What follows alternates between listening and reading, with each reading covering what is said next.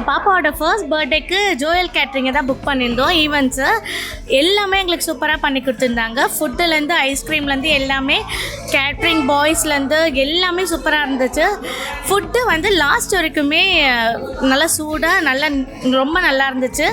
கெஸ்ட்டை வந்து நாங்கள் இன்வைட் பண்ணி டைனிங் ஹால்லாம் கூப்பிட்டு போகல, இவங்க ஈவெண்ட்ஸே ஜோயல் ஈவெண்ட்ஸே எல்லாமே பண்ணாங்க, நீட்டாக பண்ணி கொடுத்துருந்தாங்க.